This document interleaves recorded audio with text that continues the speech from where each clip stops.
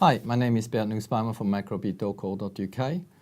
After a rather sort of dull week and with not a lot really happening out there in terms of volatility in the market, whether it be FX or the equity market, and sort of winding down to the long Easter break, I thought we focus a little bit today on the global sort of data scheme and see what is really going out there, which there is still one thing that concerns me a lot, is the sort of dislocation between global data, global growth expectations, and what equity markets are doing with it. And somewhere in there, we just need either growth has to pick up or equity markets will just have to come up down to sort of fill that gap on what we see.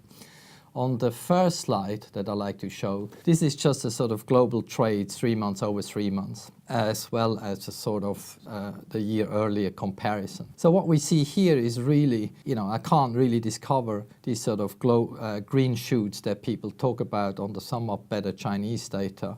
All I see here on this chart is just a continuous weakness of the global growth. Over on the next slide, what we see is the same again. We look at industrial production, world trade volumes, and new manufacturing orders.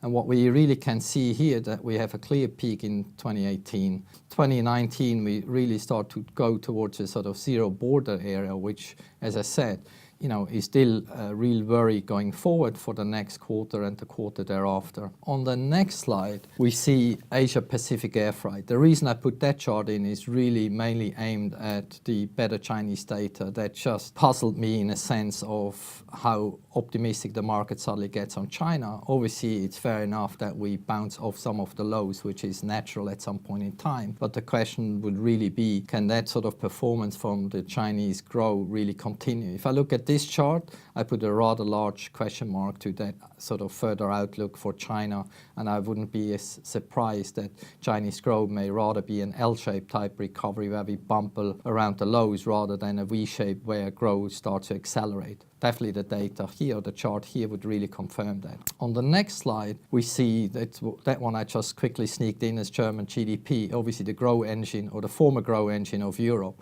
As you can see, a strong deceleration of German growth. Germany is now nearly at the bottom of the European growth ranking. Only Italy is weaker than Germany right now. This should really be a big concern for Europe going forward, as well as obviously for global growth. On the next slide, we have the Dow. I know I was a little bit unfair to use like such a large time frame, and looking at this chart since the Fed's QE, it even makes the sort of dip in 2008 almost look like a walk in the park. So this is what my big puzzle is between the slides I just showed beforehand with all the growth concerns that we have going forward versus an equity market that just, other than the quick dip we had in December, just continues to ignore all the softness and just feels as if the central banks are really going to be taking care if things start to get worse. The last slide I have is the Chinese stock market. Obviously, the bounce here in 2019 makes a lot of sense given the somewhat stronger data that we get out of China. But we really start to hit the sort of areas where we really have to see whether or not the sort of green shoots can get confirmed or not. So I really would be concerned that the Chinese stock market will run out of steam here, as will be the Dow.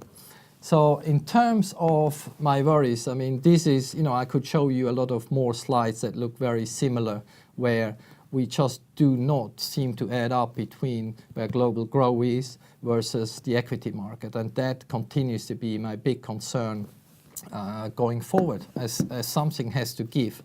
And personally, I still feel with even earning data in the US starting to disappoint, that there's just something in store where I would expect the equity markets to really start to suffer and start. I'm not talking about a large drop, but I'm just talking about the equity market should start to price in the real economy and the real data that is out there.